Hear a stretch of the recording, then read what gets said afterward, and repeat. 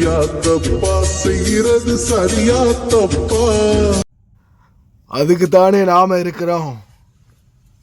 எந்திரி ராஜா, வேலை வந்திருக்குது. அஸ்ஸலாமு அலைக்கும் வரஹ்மத்துல்லாஹி வபரகாத்துஹு. அன்பார்ந்த அனைத்து உறவுகளுக்கும் இனிய இரவு வணக்கம். பாட்டிலே கேட்டிருக்காங்க, சரியா தப்பா? கருமத்தை கண்ணாடி துடைக்கிறதுக்கு வெளியே போய் உங்களை இந்த அளவுக்கு ரிஸ்க் எடுத்து துடைக்க சொன்னது யாரு? சரியா தப்பா? பாட்டு வேறு தப்பு தான், தப்பே தான். அது எல்லாத்தையும் தாண்டி நீங்கள் இந்த டிக்டாக்குக்காகன்னு வீடியோ எடுக்கிறீங்க பார்த்தீங்களா, இதுதான் அதில் மிகப்பெரிய ஒரு தப்பு. கடைசியில் அந்த 2 காட்டுறீங்க பார்த்தீங்களா, ஒரு கையை கிரிப்பில் வச்சுருக்கிறீங்க, பிடிச்சிக்கிட்டு இருக்கிறீங்க.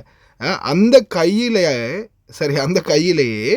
கிரிப்பு பிடிச்சிருக்கிற கையிலேயே, அதாவது நீங்கள் உங்களுக்கு ஒரு பிடிமானமே அந்த கை தான். அந்த கையால் கடைசியில் அந்த 2 காட்டுறீங்க பார்த்தீங்களா, அதுதான் நீங்கள் செய்கிற மிகப்பெரிய தவறு. அதையும் தாண்டி இந்த வீடியோவாக இதை எடுத்து நான் துடைக்கிறேன், நான் வேலை செய்கிறேன், நாங்கள் இப்படித்தான் ஜன்னல் துடைப்போம் அப்படின்ற அந்த வீடியோ ஒன்று எடுத்து போட்டு காட்டுறீங்க பாருங்கள். இது இன்னும் சிலரை தூண்ட வைக்கிற செயல். இதை மாதிரி நீங்கள் துடைக்கும் போது சரி, நீங்கள் உங்களுக்கு எதுவும் ஆகலை, இறைவன் எல்லாரையும் பாதுகாக்கணும், உங்களுக்கும் எந்த ஒரு ஆபத்தும் வந்துடக்கூடாது. ஆனால் இந்த நேரத்தில் இந்த 2 காட்டும்போது விழுந்தா என்ன ஆகும்ன்றது கொஞ்சம் யோசிச்சு பாருங்கள். ஒன்று முதுகெலும்பு இடுப்பெலும்பு உடையலாம், உசுறு போகலாம், கால் கை உடையலாம் இல்லையா? ஏன்னா நீங்கள் சேஃப்டி பெல்ட் போட்டு ஏதாவது விழப்போனாலும் தொங்குற மாதிரி ஏதாவது சேஃப்டியான செட்டப்போட இல்லையே நிற்கிறீங்க. இந்த நேரத்தில் ஏதாவது ஒன்று நடந்தா யார் பொறுப்பு? கவியில் என்ன சொல்லுவாங்க, நாங்கள் யாரும் ஜன்னலில் போய் துடைக்க சொல்லலை, ஜன்னலில் இறங்கி யாரையும் துடைக்க சொல்லலை அப்படின்னு சொல்லுவாங்க.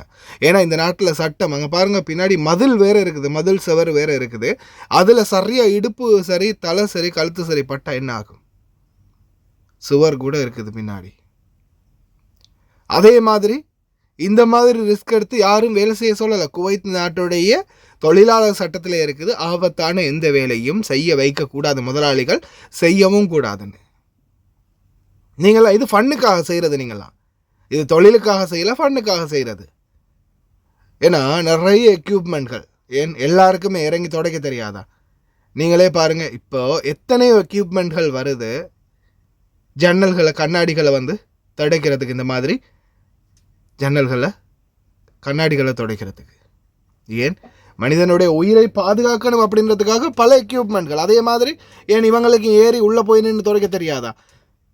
அதுக்குன்னு தேவையான உபகரணங்கள் இருக்குது. அதை வைத்து நம்மளுடைய உயிரையும் பாதுகாத்து நம்மளுடைய வேலையும் செய்யலாம். தயவு செய்து இந்த மாதிரியான வீடியோக்களை ப்ரொமோட் பண்ணி இன்னும் சிலருடைய உயிரையும் படைக்கிறதுக்கான ஏற்பாடுகள் பண்ணாதீங்க. இது முற்றிலுமே தவறு. பாட்டோடையே கேட்டிருக்கீங்க, அதால் உங்களுக்கான பதில்.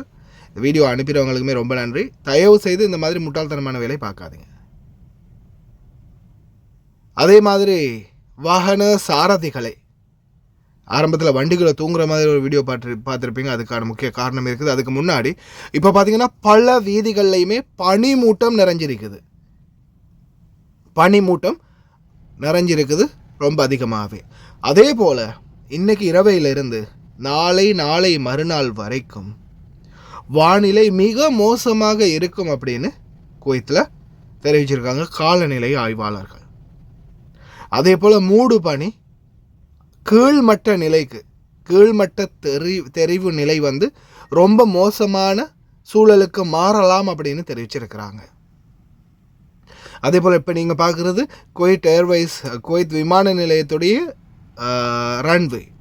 அந்த சைடில் நீங்கள் பார்க்கலாம், இது புதிய ஏர்போர்ட். அந்த சைடு ஃபுல்லாகவே பார்த்திங்கன்னா பனிமூட்டத்தால் நிறைஞ்சு போயிருக்குது. விமான பயணங்களுக்கு கூட தடை ஏற்பட வாய்ப்பு இருக்கிறதா சொல்கிறாங்க எதிர்வரும் நாட்களில். அந்த அளவுக்கு மூடு பனி வரப்போகுது, மழையும் வரலாம் அப்படின்னு சொல்கிறாங்க. அதே மாதிரி வீதிகளில் பயணிக்கிறவங்களும் தயவு செய்து ரொம்ப கவனம். அவங்களுக்கே புரியும், ரொம்ப தூரத்தில் பார்த்திங்கன்னா கொஞ்சம் அந்த ஒரு சாதாரணமான தூரம் தான் தெரியுது, அதுக்கு அங்கிட்டு வந்து அந்த பனிமூட்டம் ஃபுல்லாகவே மூடி இருக்கிறது அவங்களுக்கு தெரியும். அதே போல் இந்த குளிர்காலத்தில் பார்த்திங்கன்னா நிறைய தொழிலாளர்கள், அதாவது குறிப்பாக வாகனம் ஓட்டக்கூடிய சாரதிகள் வெயிட்டிங்கில் இருக்க வரும். சில இடங்களில் போய் நாம் 2-3 மணித்தியாலங்கள் இந்த மாதிரியே நல்லா படுத்து தூங்க வேண்டி வரும். A few moments later. அதுக்கு பிறமா நாம் எந்திரிக்கணும். எந்திரிக்கிறதுக்கு நம்ம உசுரோடு இருக்கணும் இல்லையா? எல்லாம் வல்ல இறைவன் பாதுகாக்கட்டும், யாருக்கும் எந்த ஒரு கஷ்டமும் வராமல் எந்த ஒரு ஆபத்தும் வராமல்.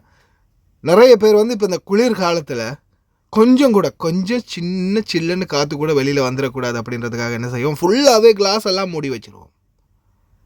ஜன்னலை ஃபுல்லாகவே நாம் மூடி வச்சுருவோம், கிளாஸ் எல்லாமே மூடிடுவோம், ஃபுல்லாகவே உயர்த்தி வச்சுருவோம். ஆனால் இந்த மாதிரி சூழலை இது நம்மளுடைய வாடிக்கையான வேலை தான். நம்மளுக்கு வேறு ரூம்லலாம் தூங்குறதுக்கு பெருசாக நேரம் கிடைக்கிற கேப்பில் கொஞ்சம் வண்டிக்குள்ளே அப்படியே தூங்கிக்கிறது தான். ஏன்னா நியூஸும் மெசேஜும் போடுறதுக்கே டைம் சரியாக இருக்கும் இரவையில், வேலை விட்டு வந்ததுலேருந்து விடியும் வரைக்கும். இந்த மாதிரி சூழல்கள் இருக்குது. நிறைய பேர் நாம் இந்த மாதிரி ஏர்போர்ட் பல இடங்களுக்கு போவோம். சில நேரங்களில் டிலே ஆகும். நாங்கள் ஒரு 2-3 மணி நேரம் கழித்து தான் வருவோம்னு சொல்லுவாங்க. சிலர் வெளியில் எங்கேயாவது போவாங்க, சிலருக்கு வண்டியிலே இருக்க வேண்டிய சூழல் வரும். அதுவும் குறிப்பாக இந்த குளிர்காலத்தில், மெயினாக இந்த குளிர்காலத்தில் பெருசாக வெளியில் நாம் எங்கேயும் இறங்கி நிற்கவும் மாட்டோம், வெளியில் எங்கேயும் போக மாட்டோம், வண்டிக்குள்ளேயே அப்படியோ அபேஸ் அப்படின்னு அப்படியே உள்ளே இருந்துடுவோம். ஆனால் இந்த நேரத்தில் நம்ம ஃபுல்லாகவே கிளாஸ் எல்லாத்தையுமே உயர்த்தி வச்சுருவோம். உயர்த்தி வைக்கும்போது என்ன ஆகும்னு பார்த்தீங்கன்னா, நம்ம விடக்கூடிய சுவாசம், ஏன்னா இந்த மாதிரி நிறைய சம்பவங்கள் நான் இந்த கண்ணூடாகவும் பார்த்துருக்கிறேன், பல இடங்களில் கேள்வியும் பட்டிருக்கிறேன். வண்டிக்குள்ளேயே ஓட்டுநர்கள் இறந்து போகிற சம்பவங்கள், சாரதிகள் இறந்து போகக்கூடிய சம்பவம். காரணம் என்னென்னு பார்த்தீங்கன்னா, நிறைய பேர் வண்டியை ஃபுல்லாகவே எல்லா கிளாஸையும் ஃபுல்லாகவே கம்ப்ளீட்டாக மூடிட்டு உள்ளுக்கு உட்கார்ந்துருப்பீங்க அல்லது தூங்குவீங்க. இந்த நேரத்தில் அன்பார்ந்த உறவுகளே, உங்களுக்கே தெரியும், நம்ம சுவாசிக்கக்கூடிய சுவாசம் அது ஆக்சிஜன், நம்ம வெளியிட்டக்கூடியது கார்பனி ஆக்சைடு. அப்போ இந்த கார்பனி ஆக்சைடு வாயு நிச்சயமாக அது எங்கேயாவது ஒரு இடத்தால வெளியாகணும். இதே வண்டிக்குள்ளே நீங்கள் ஏசியே போட்டிருந்தாலும் சில நேரங்களில் இந்த மாதிரி ஆகிறதுக்கு வாய்ப்பு இருக்குதுன்னு சொல்கிறாங்க. ஏன் வண்டியை ஸ்டார்ட் பண்ணதும் ஏசி ஆன் பண்ணிங்கன்னா கண்ணாடிகளை திறந்து கொஞ்சம் அந்த காற்றை வெளியே போக விடுங்கன்னு சொல்கிறது.